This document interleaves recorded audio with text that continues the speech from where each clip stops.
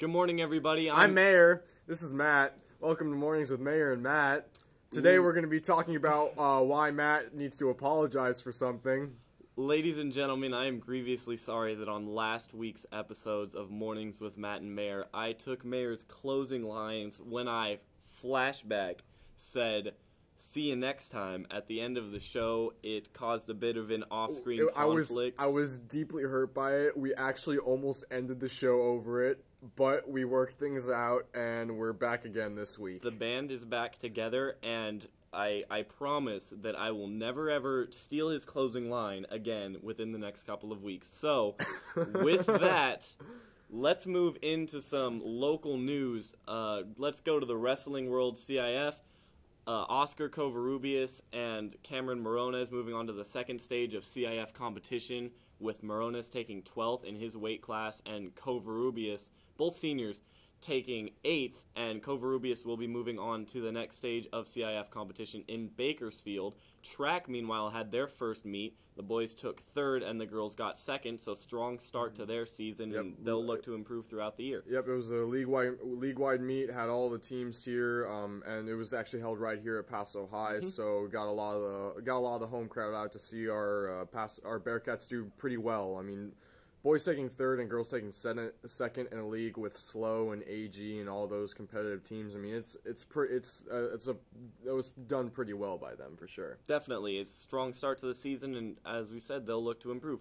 Going into the NBA world of news, good news actually coming out that we wanted to pass on to you guys. We reported last week about Derrick Rose's horrible knee injury. Turns out it's not as bad as originally thought. He is actually already returning to team activities and could return 2 games within 4 to 6 weeks, which means that he could be back by the end of this season and going into the playoffs. So really encouraging news on that front. That's very, very promising to hear because, as we said last week, Derrick Rose has always had an injury history, and when the report came out that he had tore his meniscus again, it was basically everyone immediately jumped to the worst, which I think was still pretty justified, but it was...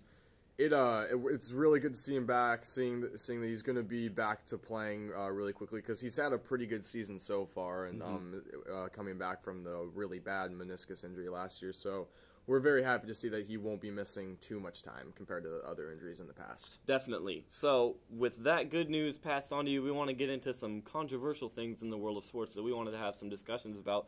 The first being from the NFL world, where Adrian Peterson has been reinstated into the NFL and can seek to play with a new team, basically. He doesn't want to go back with the Vikings. He's been linked to the Cowboys multiple times. He really has always wanted to play for the Cowboys, I think. But we aren't really concerned where he plays. We want to talk more about the fact that really he only missed half of last year's NFL season, despite the fact that he basically beat his son with a stick, basically, and the bruising was pretty severe. He was found guilty, so really, I think we both find it kind of ridiculous. It's a travesty. It really is. I mean, the fact that he was convicted of it, he was guilty. There was more than enough evidence that he did. So I mean, that part's out of the way, and the fact that despite all that, he still is able. I mean, if you take any person a regular job, if they get arrested with that, they're not going to be going back to that job. No, they have no chance. It's going to ruin any sort of reputation of any previous job they have,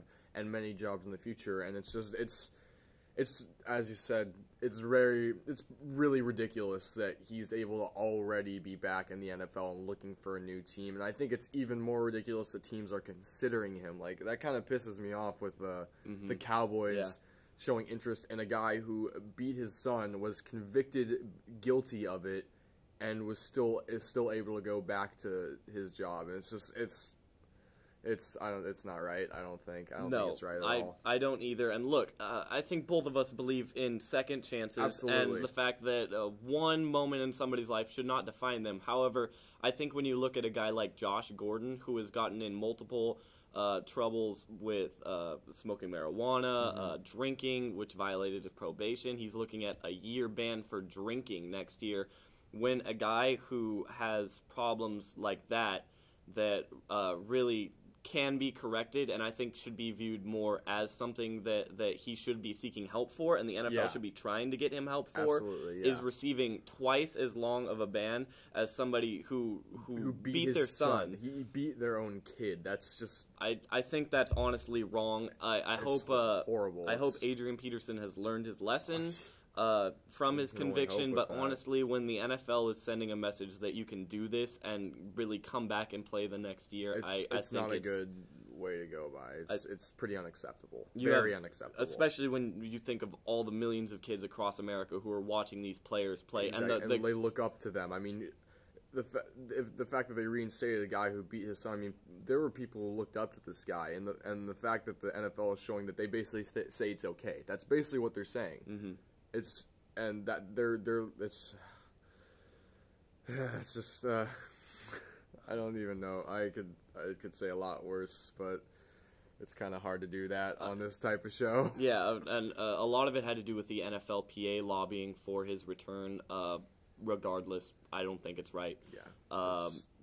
So not good. Yeah, moving on from that, we have news about LeBron James's son. This is something. This is really interesting. This is definitely a bit more positive. It's not necessarily a positive, but it's more positive, and it's also a very interesting discussion topic. That everybody pretty much knows LeBron James, pretty much considered the best player in the NBA at the moment, if not at the very least top two.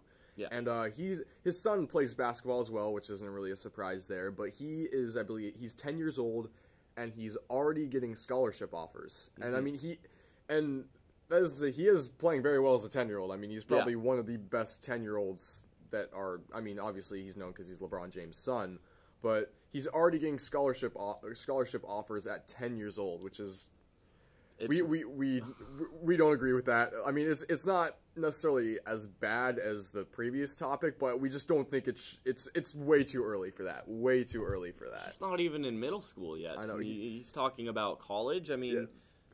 That's. I mean, like, people don't get scholarship. It's very rare to see someone get a scholarship before they're a senior in high school, much less being 10 years old. He's still in 5th grade. I mean, he could be the best 5th grader in the world.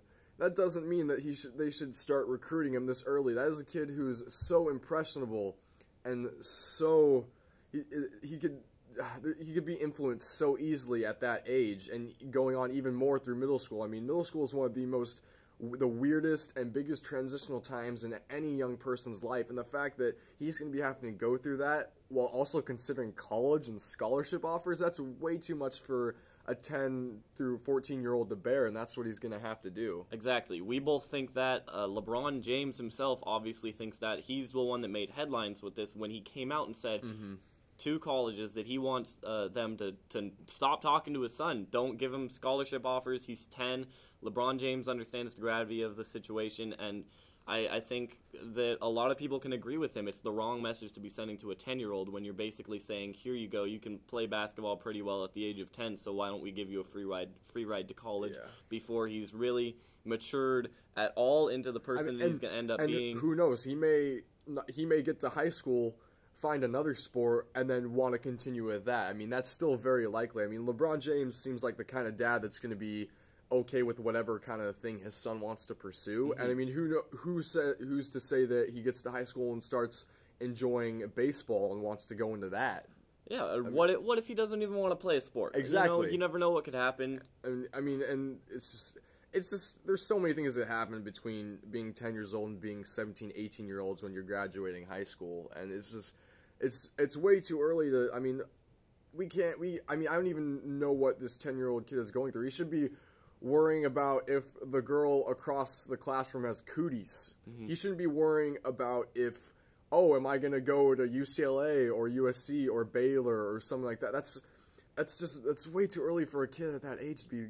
He's so young, and he's honestly innocent, and he hasn't gotten the chance to enjoy a lot of things that 10-year-olds and 11 and 12 and 13-year-olds should be enjoying, and it's just, I mean, that's kind of taking away from his experience as being a kid. I mean, it's like they're trying to make him grow up too fast. Exactly. That's not fair to him. A 10-year-old couldn't understand the gravity of such a thing, and a 10-year-old really shouldn't have to have that kind of weight on their back. So I think it's safe to say that we both agree with LeBron James. Yeah. Stop talking to the kid. Let him be a kid. Yeah, exactly. Let him be a kid. I think I could not have put it any better than that. Yeah. So that's all we have to talk about today. Do want to give you some good news, though. If you're a fan of Mornings with Matt and Mayor, we are moving to twice a week. Yes, we're gonna be releasing a show every Tuesday and every Thursday, I believe. Thursday might be kind of tricky. We record on Mondays and Thursdays, and Thursday we have a longer second period, so we might be able to get it out that day. Yeah, it may be Thursday or Friday, but for sure it's going to be still every Tuesday, and then there's going to be another one later in the week for anyone who enjoys the show to look forward to. And of course, everybody enjoys the show. Obviously, I mean, if you don't, you're just not cool. Exactly. All right, so that's our material for today. I think somebody back there has a little something to send to us. Charlie. It's under your foot. Oh, it's under my feet. Oh man, we missed the cut. Okay. Anyway, this is the spool of time. And it means the show is pretty much over today. So, unfortunately, it was going to be thrown to us by our new production manager, Charlie Doran, but he didn't have it. But this is going to be there in the future, so you can look forward to that, too. You get to see it twice a week. Twice a week. That's cool. That is cool. So, this was Mornings with Matt and Mayor. I'm Mayor. He's Mayor. I'm Matt. See you next time.